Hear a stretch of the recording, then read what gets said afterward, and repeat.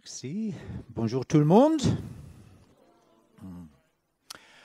C'est bien d'être dans la présence du Seigneur, n'est-ce pas? Et la présence de ses anges qui sont là avec nous ce matin. Et j'ai relu cette semaine ce petit livre, Les anges dans notre territoire. Et je me suis rendu compte combien c'est important de connaître la présence des anges, qu'ils sont avec nous. Dieu les a envoyés pour nous servir. Et si on ne sait pas qu'ils sont là avec nous pour nous servir, on ne saura pas comment collaborer avec eux. Alors, je vous encourage à prendre ce livre. Il y en a sur la table auprès de la porte. Après, ma femme sera là pour vous libérer de 10 €, je crois. Et c'est écrit par un Irlandais qui habite à Toulouse. Peut-être que vous le connaissez.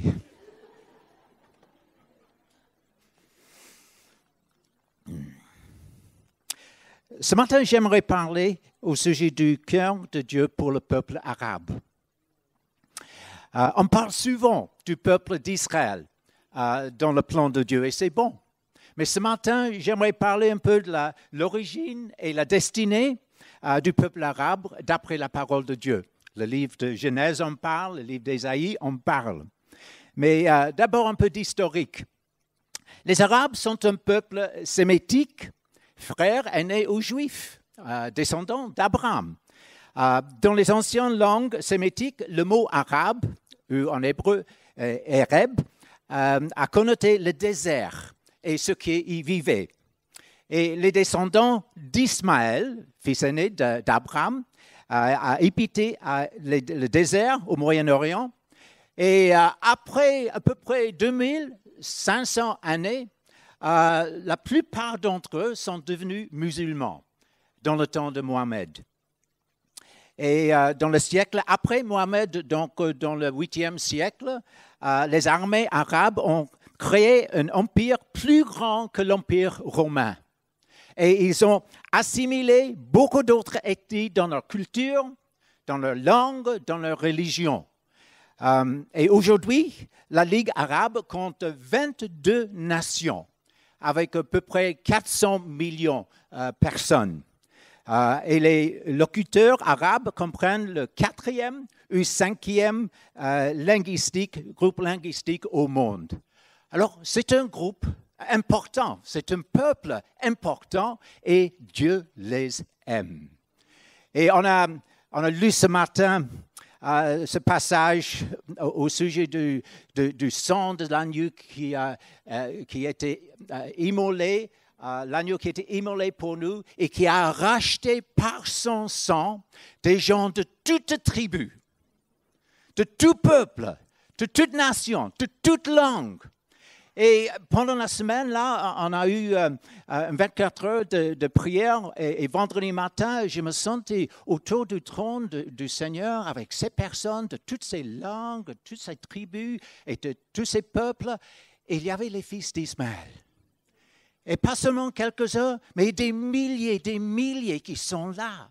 Et je crois que c'est dans le plan de Dieu, parce qu'il a racheté par son sang pour Dieu. Jésus a racheté par son sang pour Dieu les fils d'Ismaël. Et je crois qu'il y en aura beaucoup qui seront autour du trône lorsque Jésus revient. Gloire à Dieu. Parfois, on oublie qu'il y a 3 branches de la famille d'Abraham. Il y a les Arabes, donc les descendants d'Ismaël. Il y a les Juifs, les descendants d'Isaac. Et puis il y a les chrétiens. Les peuples d'une nation qui croient en Jésus.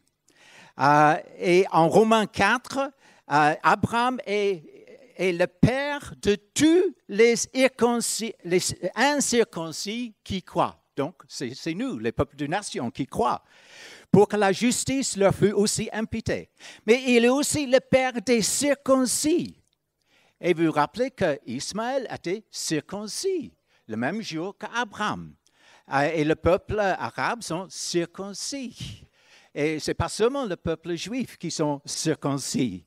Alors, il est le père des circoncis, mais pas seulement les circoncis, n'importe quoi, mais les circoncis qui ne sont pas seulement circoncis, mais encore marchent sur les traces de la foi de notre père Abraham. Alors, les enfants d'Abraham sont ceux qui croient en Yeshua, que ce soit les Juifs messianiques, que ce soit les Arabes qui croient en Jésus, que ce soit les gens des nations qui ont mis leur foi en Jésus et qui sont devenus enfants de Dieu. Alors, c'est ça, le peuple de Dieu, les descendants d'Abraham. Et les plans de Dieu s'accomplissent à travers le reste croyant. C'est pas toujours par les descendants naturels, il y a le reste croyant. Et pour le moment, parmi le peuple juif et le peuple arabe, le reste croyant n'est pas tellement nombreux. Mais ça va changer. Parce que c'est dans le plan de Dieu qu'il y a une action du Saint-Esprit, un mouvement du Saint-Esprit qui va toucher tout le monde, qui va toucher les nations, qui va toucher le peuple arabe et qu'Israël aussi sera sauvé. C'est dans le plan de Dieu. Alors, regardons un peu l'origine du peuple arabe dans Genèse 16. On sait qu'Abraham et sa femme, Sarah n'a pas pu avoir d'enfant pendant bien des années. Alors, après un bon moment, elle a dit à Abraham, mais prends ma servante Agar et prends-la pour femme. Et c'était un peu dans le coutume de leur jour de faire cela. Les archéologues ont même trouvé des contrats de mariage de cette époque où c'était prévu que si la femme ne pouvait pas avoir d'enfant, elle peut prendre sa servante pour être la femme du maître. Alors, ce n'était pas forcément dans les moyens de Dieu, mais c'est ce qu'ils ont fait. Et Agar, alors, elle a conçu. Et lorsqu'elle a conçu, elle a méprisé sa maîtresse, Sarah. Et lorsqu'elle a méprisé sa maîtresse, Sarah l'a chassée et elle l'a maltraitée. Et puis, Agar s'est enfuie. Alors, dans cette situation, on voit que la mère des Arabes, Agar, qui était égyptienne, et on peut considérer un peu comme la mère des Arabes, que la mère des Arabes était maltraitée par Sarah, la mère des Juifs, quand elle était enceinte avec Ismaël. Et plus loin, dans Genèse 21, donc 17-18 ans plus tard, quand Ismaël était à peu près 17 ans, lui et sa mère ont été rejetés et chassés de la maison du père et abandonnés dans le désert sans provision. Et pour protéger l'héritage d'Isaac et ses descendants dans le pays de Canaan. C'était la raison pour laquelle ça s'est fait.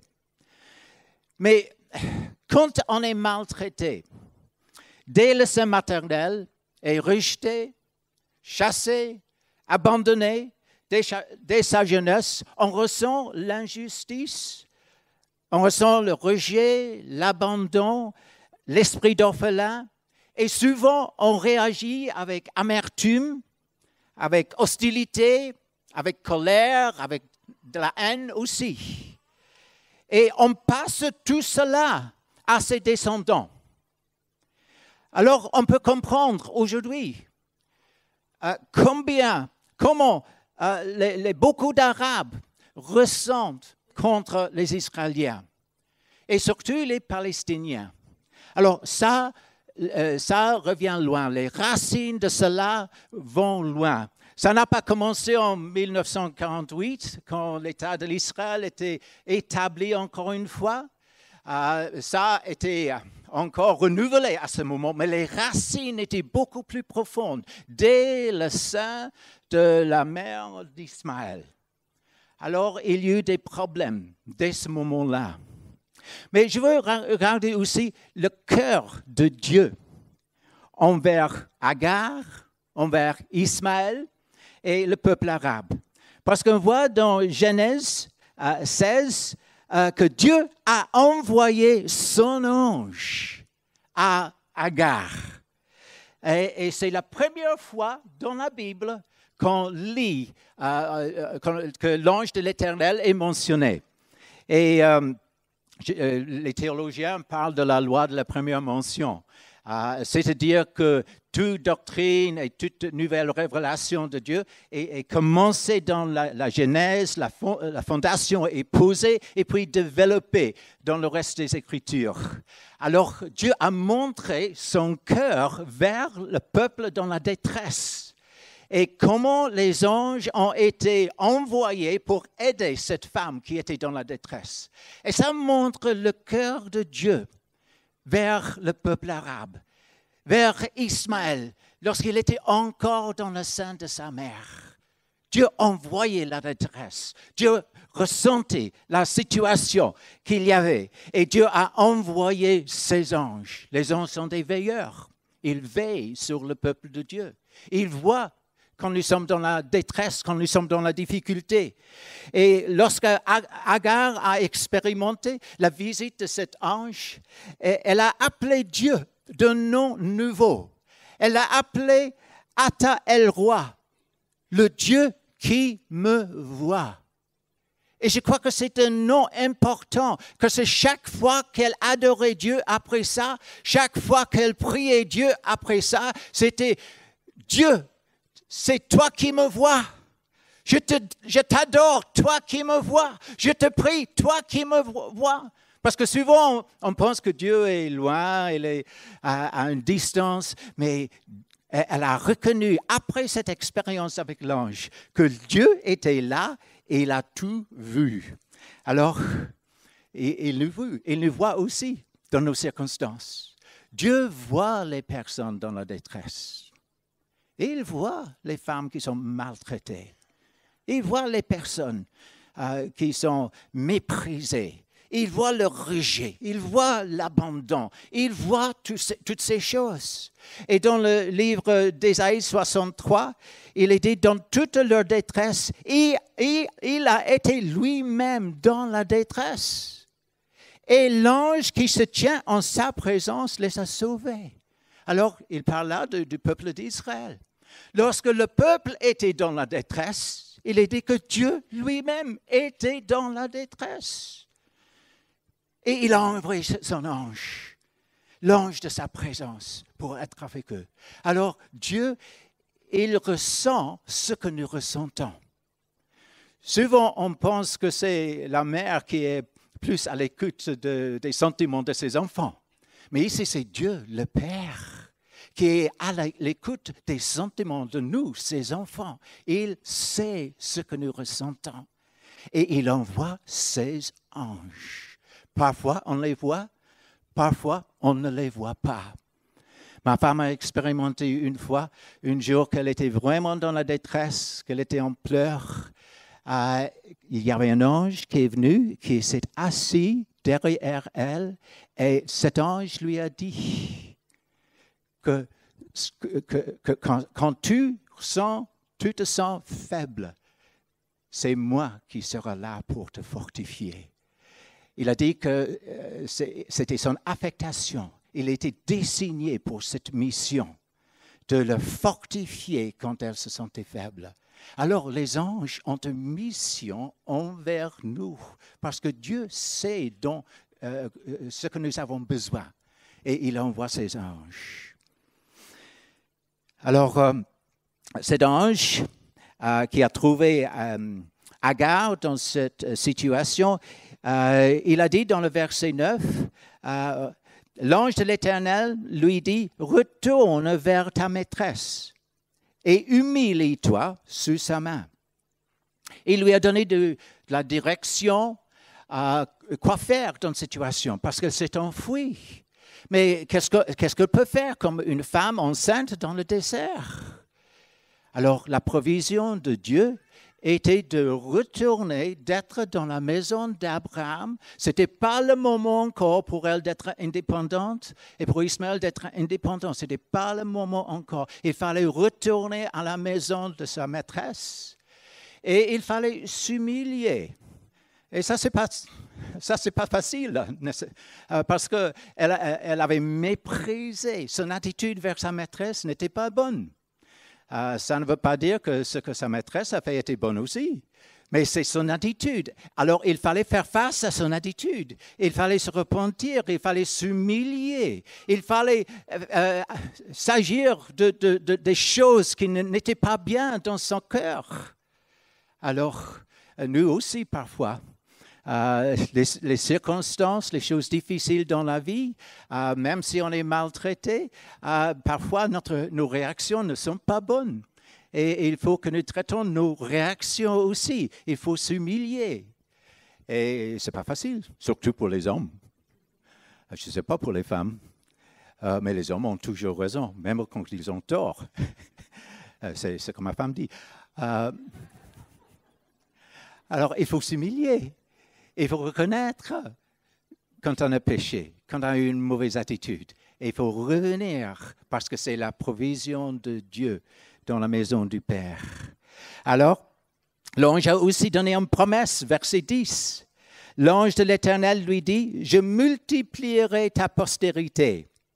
Et elle sera si nombreuse qu'on ne pourra la compter. » Donc, à peu près 400 millions. Aujourd'hui, c'est pas mal. Donc, c'est une promesse de bénédiction, de multiplication. Et puis, verset 11, l'ange de l'Éternel lui dit, « Voici, tu es enceinte et tu enfanteras un fils à qui tu donneras le nom d'Ismaël. Car l'Éternel t'a entendu dans ton affliction. » Le nom Ismaël veut dire « Dieu entend ». Dieu entend. Et je crois que c'est significatif que le père des Arabes a été appelé par ce nom. Dieu entend. Et chaque fois que sa mère appelait « Ismaël, viens ici! Ismaël, viens ici! » Ce qu'il entendait, c'est que Dieu entend, Dieu entend, Dieu entend, Dieu entend, viens ici. Chaque fois qu'on se servait de son nom, c'était « Dieu entend, Dieu entend, Dieu entend ». Alors, dès son enfance, ce nom était imprégné dans sa conscience. Il avait la conscience que Dieu entend. Alors, je crois que c'est important. Le monde arabe d'aujourd'hui, comme on a dit, la plupart sont des musulmans. Il y a un reste chrétien, mais la plupart sont des musulmans. Ils croient en Dieu, Allah d'après eux, et ils croient dans la prière. Alors, au moins 5 fois par jour, ils prient. Et surtout pendant ce mois, le mois de Ramadan, ils cherchent Dieu. Ils cherchent Dieu. Et les paroles qu'ils prient 5 fois par jour, c'est « Conduis-moi dans le bon chemin. Conduis-moi dans le bon chemin. Conduis-moi dans le bon chemin. » Alors, je crois que Dieu entend. Dieu entend. Et Jésus qui est le chemin, la vérité et la vie. Dans ces jours, il entend souvent ses prières et il se révèle. Il est en train de se révéler à travers les songes, à travers les rêves, à travers les visions et par des anges. Il est en train de se révéler à beaucoup de musulmans dans le monde aujourd'hui.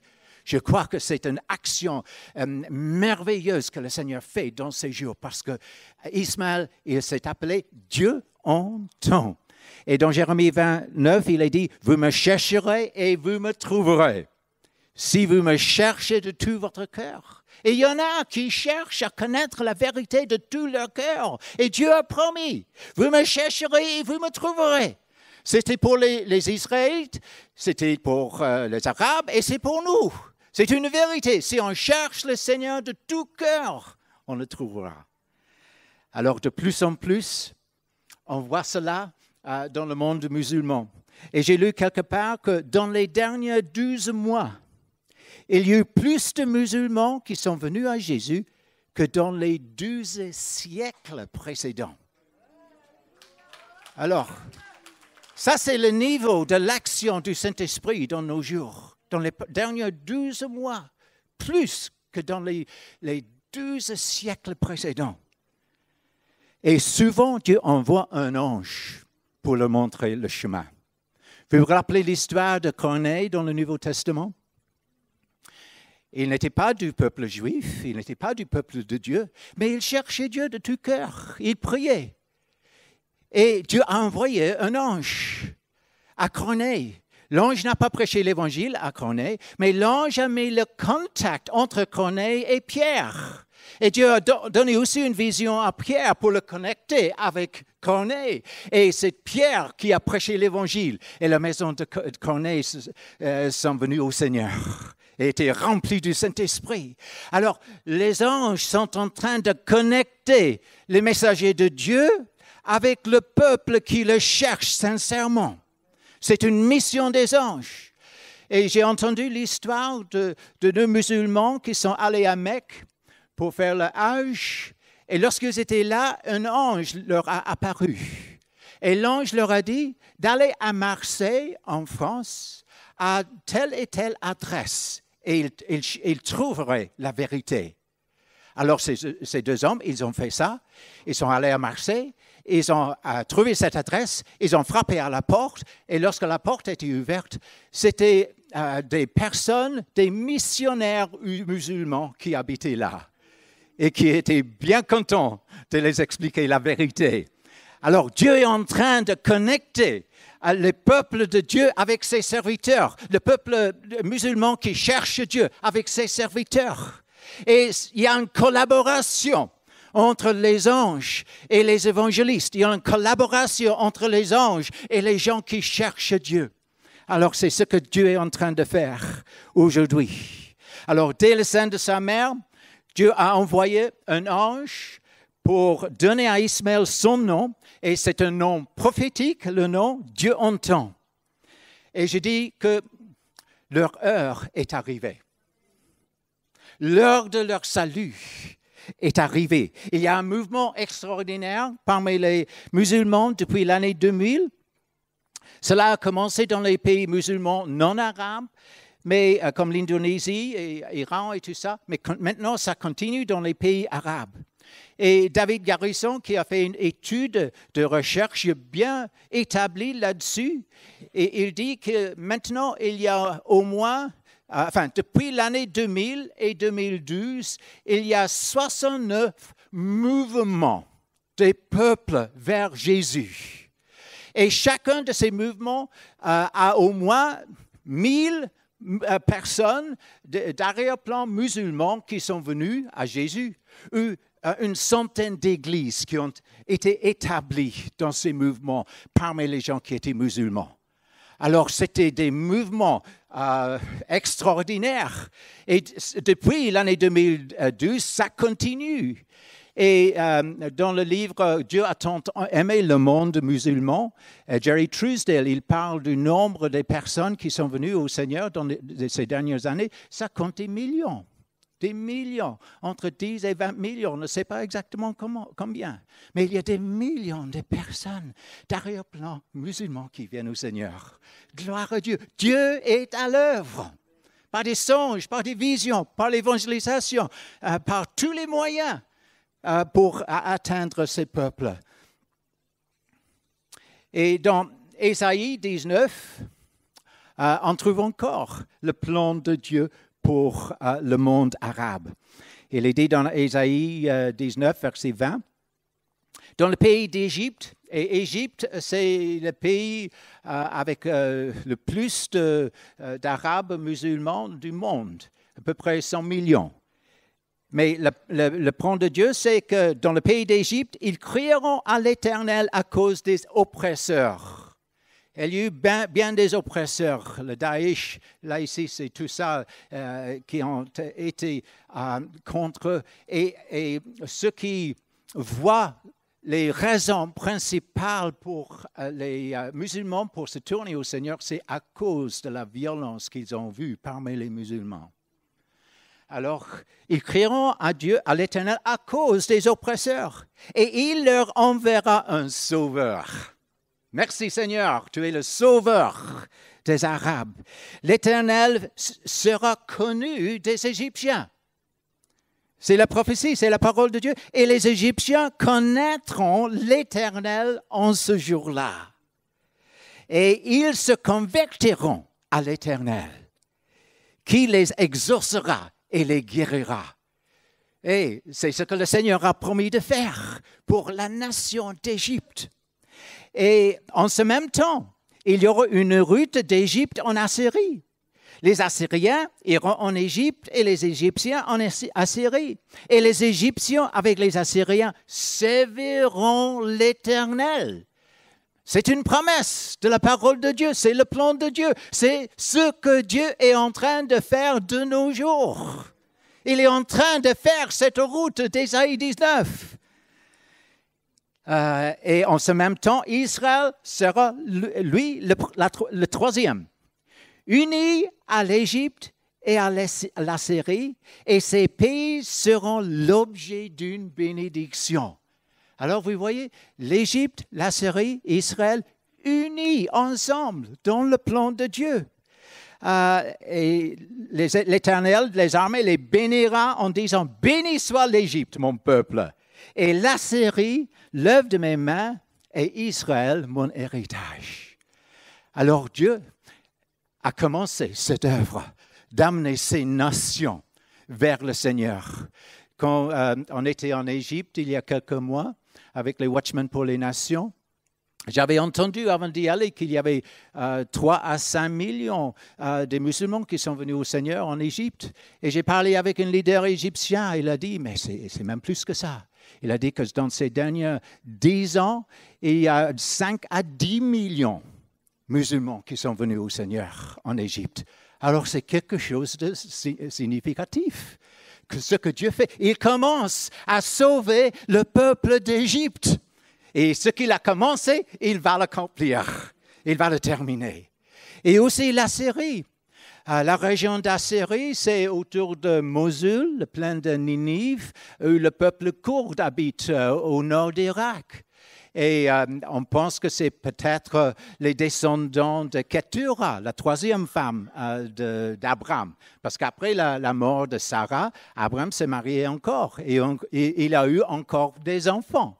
Et la Bible dit qu'avant qu'il ne meure, il a renvoyé les enfants de Ketura vers l'est pour qu'ils ne partagent pas le territoire de Canaan qui était pour son fils Isaac et ses descendants. Alors, Dieu est en train de toucher les gens de par là. Et encore, c'est un gens qui ont beaucoup souffert à cause de Daïch dans ces dernières années. Mais à cause de cela, il y en a beaucoup qui sont venus au Seigneur. Et ça continue. Ça continue parce que c'est le plan de Dieu. C'est le plan de Dieu de le faire. Ninive a déjà connu un réveil national dans le temps de Jonas, le prophète. Il a prêché que dans 42 jours, la Ninive sera détruite. Mais Dieu, le peuple se sont repentis depuis le roi sur son trône et Dieu les a sauvés à ce moment-là. Alors Dieu peut le faire encore. Ce qu'il a fait une fois, il peut le faire 2 fois et encore parce que c'est dans sa parole. Mais afin qu'Isaac ait son territoire en Canaan à lui seul et que le territoire promis à Abraham et sa descendance ne soit pas divisé en 2 pour partager entre Isaac et Ismaël, il a fallu une séparation douloureuse pour Abraham. Et en Genèse 21, on lit dans les versets 10 à 13 qu'elle a dit à Abraham, Sarah a dit à Abraham, chasse cette servante et son fils, car le fils de cette servante n'héritera pas avec mon fils, avec Isaac. Cette parole déplut fort aux yeux d'Abraham à cause de son fils. Mais Dieu dit à Abraham que cela ne déplaise pas à tes yeux à cause de l'enfant et de ta servante. Accorde à Sarah tout ce qu'elle te demandera, car c'est d'Isaac que sortira une postérité qui te sera propre. Je ferai aussi une nation du fils de ta servante, car il est ta postérité. Alors, c'était un moment difficile, très difficile pour Ismaël, pour Agar et pour Abraham. Et réfléchissez un moment. Ismaël a grandi avec l'attente qu'il sera l'héritier de son père, que le territoire que Dieu avait assigné à son père serait son territoire. Il était élevé comme le fils d'Abraham. Et Abraham lui-même a dit au Seigneur, mais que Ismaël vive devant toi. Il voulait qu'Ismaël soit son héritier à ce moment-là. Mais pour être chassé de ce territoire, et à ce moment-là, il avait à peu près 17-18 ans, d'être chassé, d'avoir perdu ses espoirs, de son héritage, de son avenir, d'être renvoyé dans le désert avec sa mère, ça a dû coûter cher pour Ismaël. C'était difficile. Mais Dieu a entendu le cri d'Ismaël à ce moment-là. Lorsqu'il a crié dans cette situation de rejet, encore une fois, Dieu a envoyé un ange. Dieu a envoyé un ange au cri d'Ismaël. Et je crois que Dieu envoie des anges au cri des descendants d'Ismaël aujourd'hui. Dieu envoie des anges au cri d'Ismaël. Le cri de rejet, le cri d'abandon, le cri de perte. Et Dieu a ouvert les yeux d'Agar pour voir le puits d'eau, la provision dans le désert. Et il est dit que Dieu fut avec Ismaël. Dieu fut avec Ismaël. Dieu ne l'avait pas abandonné en attendant l'accomplissement de la promesse que ses descendants seront nombreux dans le plan de Dieu. Alors, pour Abraham, c'était difficile. C'était comme s'il a dû sacrifier son fils, qu'il a connu, qu'il a chéri pendant ces années, et qui était tellement important pour lui. Il a dû sacrifier son fils Ismaël. Après, il a dû sacrifier son fils Isaac aussi, pour le recevoir à nouveau. Et c'est comme Jésus, comme Dieu, il a dû sacrifier son fils aussi pour recevoir une plus grande famille, des fils et des filles qui sont des milliers de personnes qui sont maintenant dans la famille de Dieu. Alors, Abraham, il a sacrifié son fils Ismaël. Il a été rejeté, mais ce n'était pas la fin de l'histoire. Ce n'était pas la fin de l'histoire, parce qu'il va recevoir encore une multitude des descendants d'Ismaël. Alors, la famille d'Abraham, les 3 branches de la famille d'Abraham, les Juifs messianiques, lorsque beaucoup d'entre eux viennent au Seigneur, la famille des fils d'Ismaël, lorsque des millions viennent au Seigneur, la famille des chrétiens autour du monde, les fils d'Abraham retrouveront ensemble la maison du Père et la bénédiction de Dieu. Alors Dieu a un plan merveilleux. Il est en train d'agir pour accomplir son plan merveilleux. Gloire au Seigneur. Gloire au Seigneur. Mais dans le monde d'aujourd'hui, il y a quand même un conflit. Un conflit qui ne se résout pas facilement. Mais Dieu a une résolution. Le monde, les Nations Unies n'ont pas de résolution pour la situation. Les négociations n'ont pas de résolution pour la situation.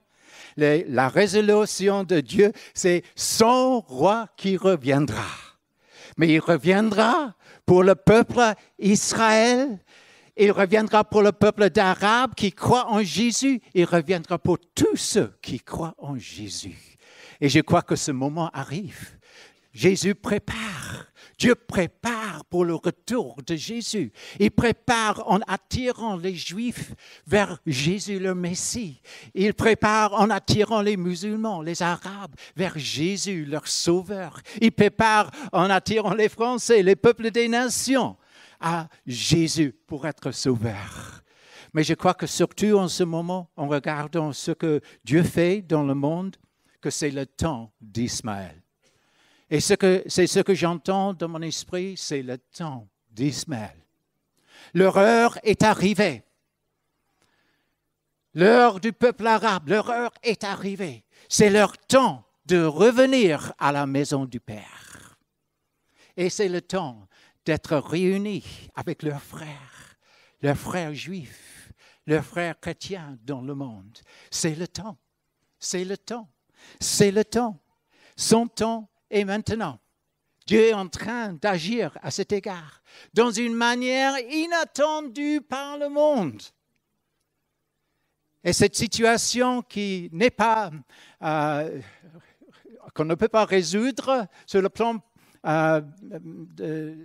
humain des Palestiniens, Dieu va le faire par l'action de son esprit. Merci Seigneur pour tes plans. Merci Seigneur pour ton cœur pour nous.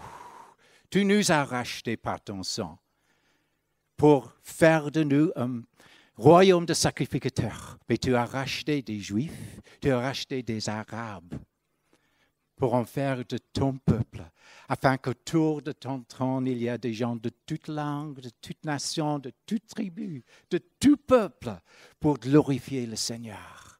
Gloire à son Saint-Nom. Amen. J'invite l'équipe de louange de venir.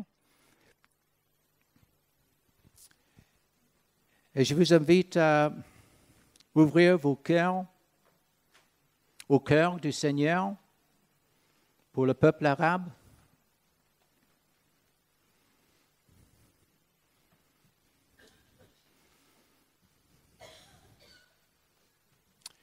Et rappelons-nous qu'il y en a beaucoup parmi nous. En France, Dieu les a envoyés ici.